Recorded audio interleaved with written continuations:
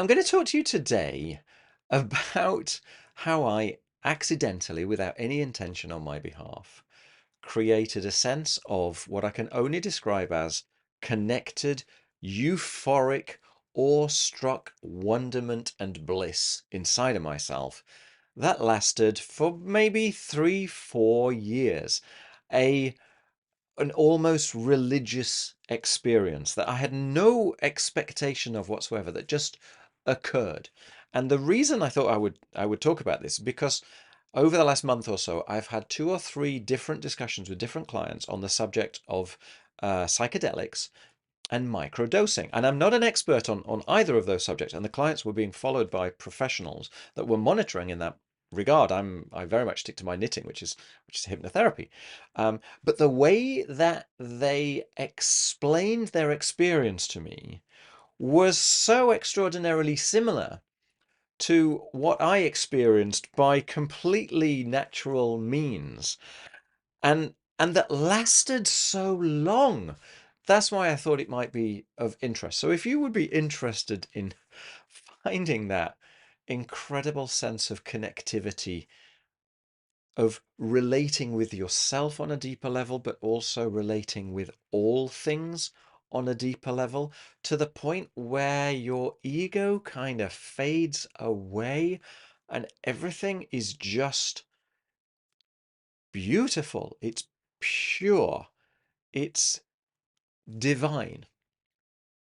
It defies words. It is so much bigger and more bountiful and more astounding than words. Then that's kind of what I'm going to try and talk about today. And I'll try and keep it as structured as I can. But it is tricky, right? Because this is something which it's not with me to the same extent right now. And so I want to talk about that coming down process as well, and what I have understood from that, the conclusions that I've drawn from that. But it is absolutely wild to understand that you can create this within yourself. It doesn't require a chemical interaction, unless you want to call, the creation of the chemicals of your mind, perhaps, as being your own internal psychedelic. Maybe you want to call that. And although it only happened to me for 3 or 4 years, maybe you can find a way to make it last a lifetime. I've certainly, the mind expanded can never snap back. And so I find now, you can probably tell from the video, that I get very evangelical about this. I get very excited about it. And so now I can create this state inside of me when I choose to do so. And when I'm not choosing to do so, it's just there. It's in the background. It's a bit like an old friend that you haven't seen for a while, but you know that they're there and it makes you feel safe and secure. So it's not so loud, it's not so vibrant, it's not so wild, it's more composed, more accommodated. It's an element of you rather than an aspect of you which is screaming out so loud. Um, because everything, I guess, is transitory, I guess is one of the conclusions. But anyway, let's not go too far. So so let me tell you what I did and what it felt like. Okay? Because I genuinely built a natural high, and it lasted for years, right? A state of genuine euphoria. I was walking down the street with an expression of bliss on my face, of wonderment, of awestruck wonderment, of sheer euphoria, of happiness beyond verbal description. The the gap between me and everything I don't know if it had evaporated completely, but it had definitely disintegrated, dissolved to a great extent. And I felt like the weight of the me that I had to maintain, the somebodyness, the identity that I was, that weighty armor that dictated the way that I needed to continue to be in the light of those previous identities, that all of that evaporated, lifted, and I was just free to be, to let go of the story of what I was or what I should be, and instead just embrace what I was. Now, I've talked before about what it was that triggered this. I had my own personal dark night of the long soul, long night of the dark soul. The moment of something needs to change. I don't know what needs to change, but something needs to change. And I was lucky that the pain attached to that was larger than the benefit of maintaining my sense of what I was yesterday. And so, just for a brief period, I was able to say, I don't know what I should be doing, but I know what I was doing isn't helping. So, I'm not going to do that. And that left me wide open because I didn't know what to do other than what I was, what my rules and policies and procedures were. That was me, that was my identity, that was my definition, that was the hooks by which I maintained my pain effectively. And so I had thrown that away. But then what do you do once you've thrown that away? Because there's nothing there behind you. There's no separate rule book. And so you're left with kind of a blank slate for a moment.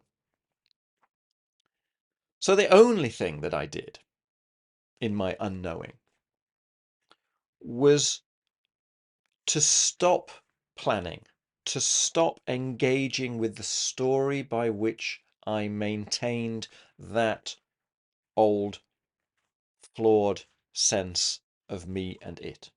I stopped doing that entirely. And I let what occurred occur. I gave up maintaining the lie and opened myself up to whatever might be, because the risks involved with maintaining the lie were so bad that it was worth trying something else. Now, everybody finds that moment in their own way, by their own definition, by their own experiences. And my aim in doing this video is to make it unnecessary for you to go through that moment, to embrace the potential possibility of letting go of your story.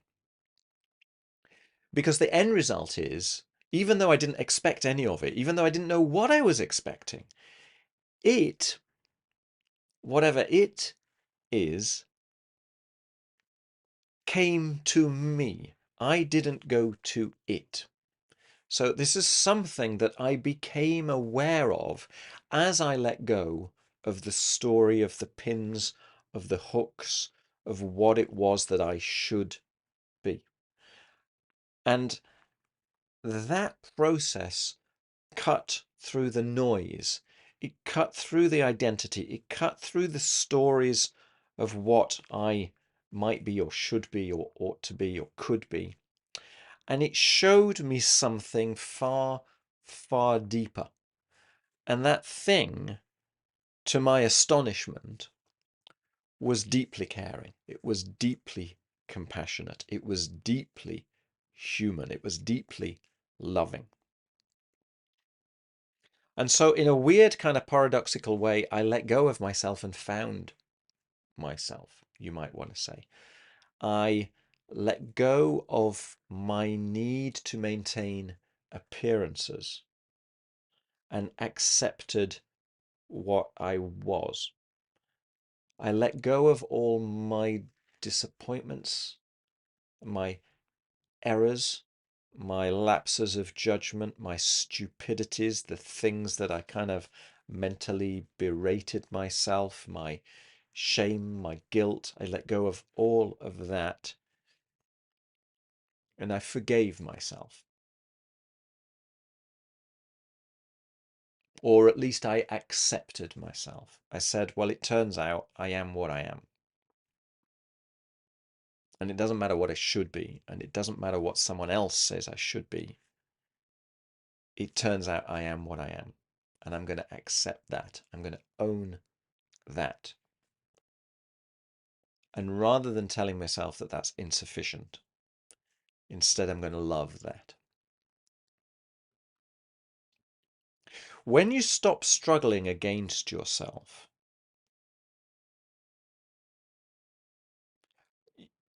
it's like you've just been re-injected by a lifetime of energy, because you'd be surprised how much energy you spend struggling against yourself, maintaining the peace inside your system. And when you let go of that, it is truly a rush of, it's beyond adrenaline, abundance. Let's call it a rush of abundance, a rush of everything, an unfolding of awarenesses, awareness after awareness after awareness, aha moments after aha moments. Every night, every dream would be another wow sort of thing. As I peeled back what it was that I thought I was and looked behind that, I've talked in another of the videos about effectively kind of identifying with the projectionist that is shining the picture on the screen, and then identifying with the projectionist of the projectionist and the projectionist of the projectionist of the projectionist, and identifying with all of that and seeing things in a different way, where what you thought was real turns out to be potentially real, turns out to be one way of describing, but by no means defines and describes all. It's simply an aspect of perception. And you can go far with that. You can get to the point where there is no need to identify with a certain characteristic of yourself, to defend what it is that you think you are, and to stop being something, to stop maintaining that identity, and instead just be. And indeed, that's what it was. I just was. I let go of that effort to maintain and instead just let myself be. And as I say, when you do that, you discover things inside of yourself. It feels like a rebirth. It feels like a renaissance. With the passage of time, you come to realize that actually it's not a rebirth. It's not a renaissance, because at the same time, even though it feels invigorating, it feels like you've just been injected with the vim of life, it also feels incredibly familiar. It feels safe. It feels like a deeply, deeply rooted sense of you. It feels like you've come home, or that you're on the way home. So it feels very safe as well. It feels wild. It feels as if there are colors out there in the world that you didn't know existed before, but that somehow they're all right, that you've shrugged off this defensive glue which was apparently protecting you, and you're seeing an extension of that. I wanted to say the truth, but let's not go down that route, yeah? But you see, the thing is, once you've done that to yourself, you can't help but then do that to other. So we start from this perspective of I, and I am important, and I need this and that, and I must defend against this and that. And instead you see that behind all of that, that was just a series of stories that were being maintained to kind of appease the risk manager of your mind. And then there is a deeper side to you. And if there's that deeper side to you, well, then there must be a deeper side to all other people at the very least, and probably to all animals and plants and air and water. And you get to the point where suddenly all is one. This is why it was the psychedelics that kind of brought it to me, because you feel of the point that the beauty of the entire universe is encapsulated in a droplet of dew.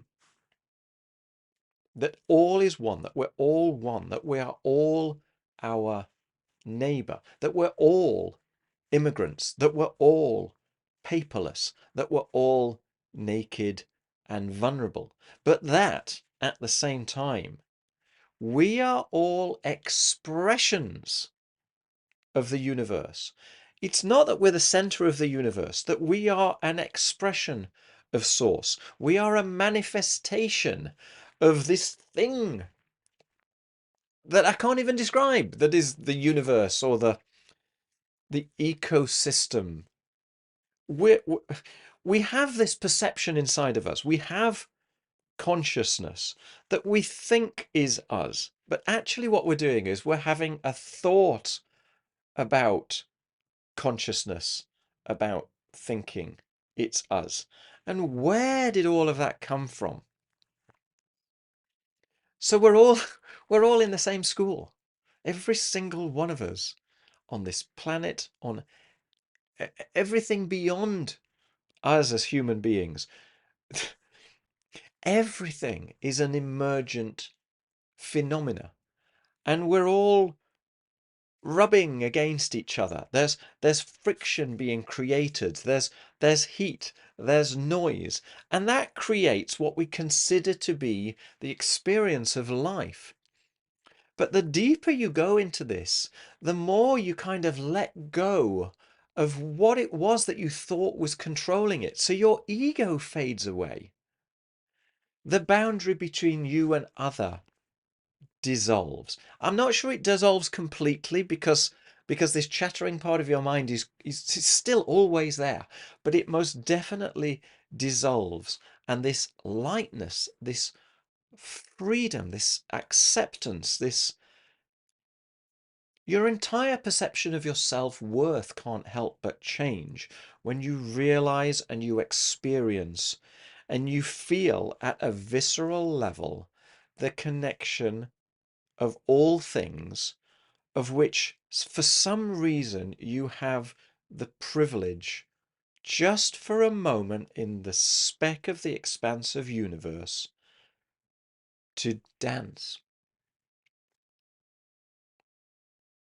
And that's where the euphoria comes from. And I can feel it inside of myself. And I told you that this is no longer ever present inside of myself.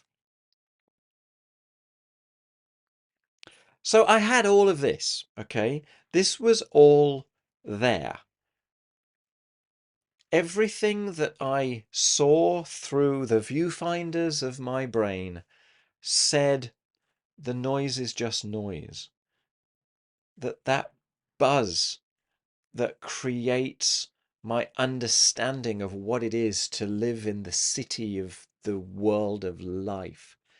It's all somehow emergent, that there's a deeper source behind that everything is somehow ricocheting off each other, and that all of that is somehow in balance, in harmony. And that somehow or other, that means that everything is cause and effect, and somehow all of that is therefore predictable, and somehow therefore what is free will, and what is within my control, and what is outside of my control, when everything is one and all is somehow the void. Yeah? All is nothing. The beauty of everything, the beauty of nothing, and the peace within.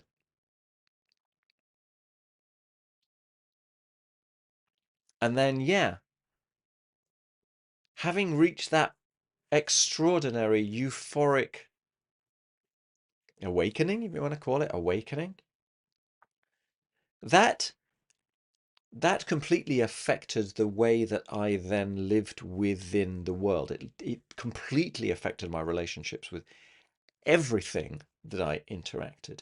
It completely affected my questioning of my judgment, of everything, of every fixed idea inside of me.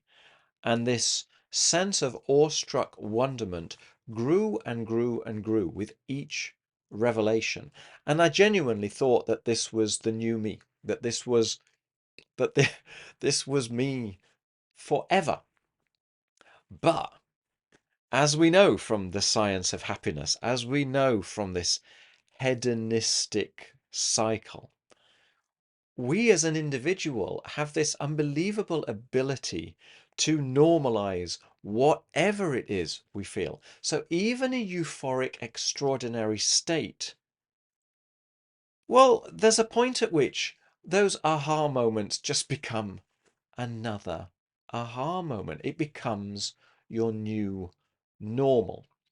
And so that ecstatic gratitude, it doesn't go away completely, but it kind of fades away a little bit. You kind of you become accustomed to it, and so you kind of forget about it. Not that you really forget about it, but like when I talk about this, it's quite clear that it generates this sense of euphoria inside of me again. So the end result is that I now have the ability to call upon these feelings whenever I choose to do so. But when I'm not choosing to do so, it's it's it's there, but it's quiet in the background. It's like an old friend that I haven't seen for a while, but that makes me feel very warm and secure, knowing that I've had the privilege of experiencing that friendship.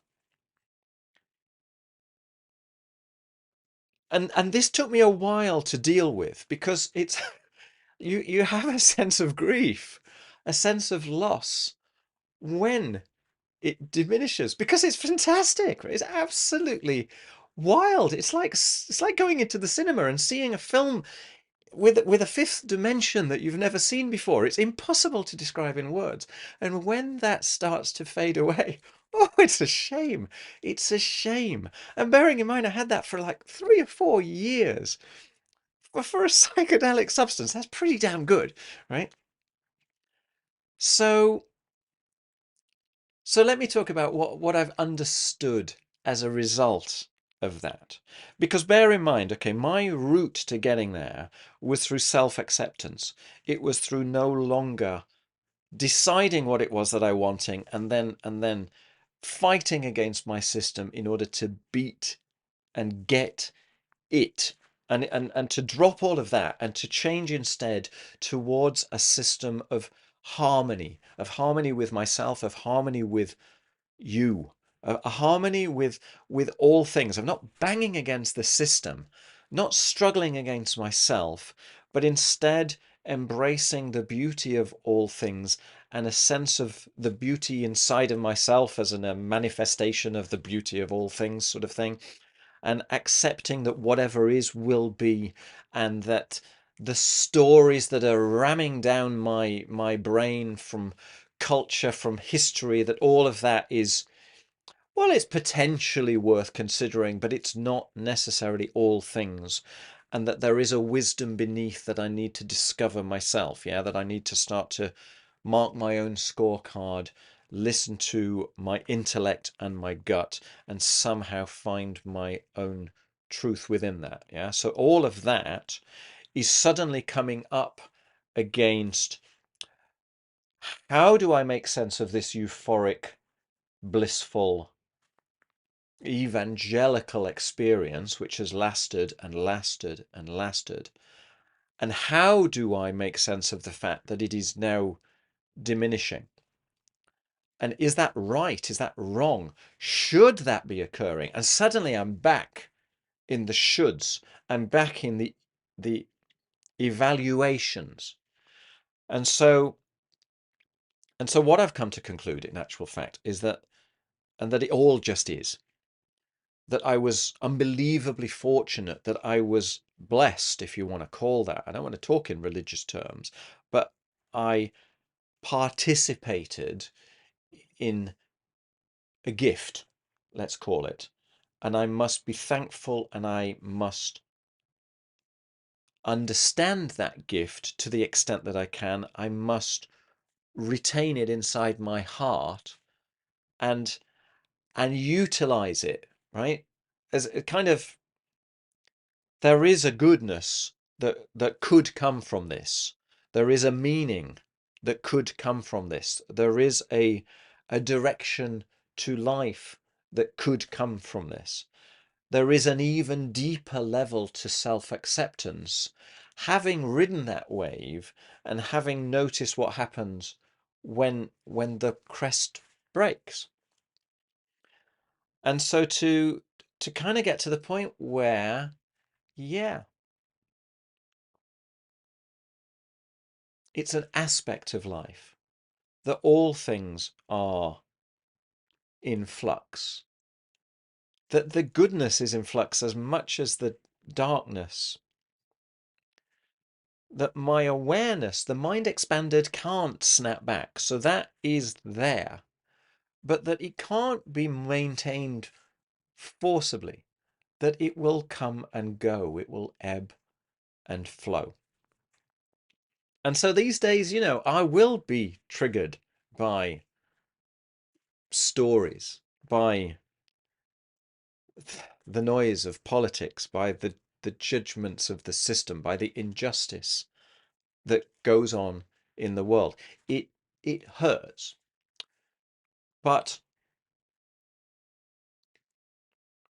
my compartmentalization mechanisms are different to how they used to be. And so now I can choose. And so that's why I'm recommending this to anybody that can find a way to discover this self-acceptance inside of yourself, because it gives you options. It gives you choices. Yeah. So it's still all there inside of me, but rather than being like there, it's now at my disposal, as is everything else. So these lower planes, these base physical needs, intellectual needs, spiritual needs, mindful needs, all of that is there. It's all in flux. And I can access the, what do you want to call it? The higher plane. I can access it, right? I go there. I typically connect. My first way of connecting with it is through the breath, because that instantly centers you back inside of yourself. I connect with it through self-hypnosis. I connect with it through a conscious choice to do so. I can connect through it through an act of kindness. I can connect with it through an act of gratitude. I can connect with it through engaging in nature. I can connect with it by engaging my imagination.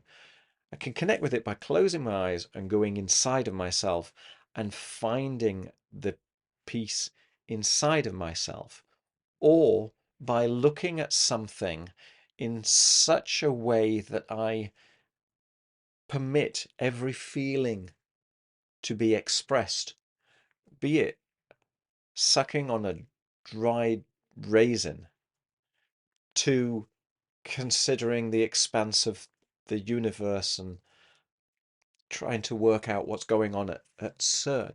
All of these things are now accessible.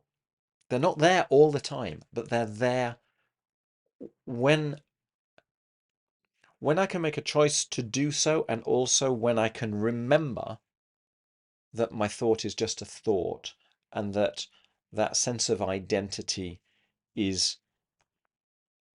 a creation that I am using to get on with my day to day, that's helpful, that's useful, but that isn't the entirety of reality. I hope some of that makes sense. Yeah. what you're doing, if you can join me in this journey, what you're doing is you are giving yourself access to greater levels of fluidity, greater levels of expanded awareness, greater degrees to which you can relinquish the ego, relinquish the chattering part of your mind, expanding your connectivity with yourself, with your fellow man, with all things, and dissolving into that and becoming a beauteous, harmonious, blissful expression of the universe. You trust yourself at the end of it because somehow there is a certain faith inside being an element, an expression of all, rather than needing to keep a grip on what it is that you think you are. So the peace kind of comes and goes, it ebbs and flows, but it's always there in the background, waiting to be accessed. And the reason that I do hypnosis is to help people to have a visceral, mental, cellular, spiritual experience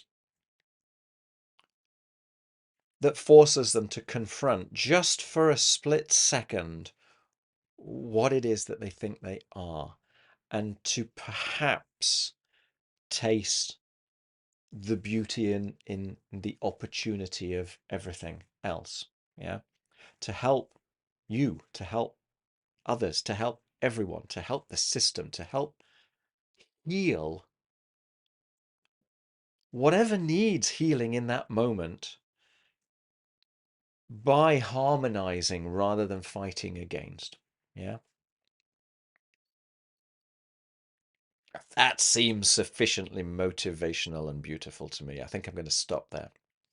Otherwise, I'll lift myself so far up into the clouds that nothing will make sense anymore. So thank you for watching. I have no idea how long I've been talking, but I will stop now. If any of that resonates, please let me know. Right, the most frustrating thing about talking these videos on YouTube is you don't know what I can't see your response, and I would love to know your responses. I can't be the only one that has experienced this. There must be lots and lots of people that have experienced some element of this. And I'm not saying that my way is the way. I'm sure it's just one of a gazillion ways. And it would be so delightful to create a little community of beauty, of bountifulness, of pure, sweet, nectar dripping abundance. I don't know if that's capable, but if it's a possibility and you know how to do that, join me. Send me a message, do something, tell me, and let's make the world a better place. That's the whole purpose of me doing these videos. All right, I'm sorry I've whittled on a bit, but thank you very much, and take care, and love thy neighbor. This is a tricky time. This is a tricky time for the world, and and be kind. I am a firm believer that kindness always wins. Trust yourself, trust your gut, trust your intuition, learn, mark your own scorecard, think for yourself. Don't blindly accept the noise that comes in through your ears and your eyes, through whatever it may be. Examine the thoughts, examine the feelings inside of you. Question where those trigger points are coming from. Question why you become triggered by that. Question the truth behind that. Question the thoughts behind the thoughts. Question what you are, and share that. Because I assure you, deep inside of all of us is this incredible warmth, incredible kindness, incredible compassion. Fear gets in the way. Fear triggers us instantly to go back to this egocentric defense mechanism. But beneath it is all thing, is all awe, is being, is loving, is kindness, is maybe source, maybe soul. I don't know. Oneness. All right, take care. Thanks for watching. Cheers. Bye.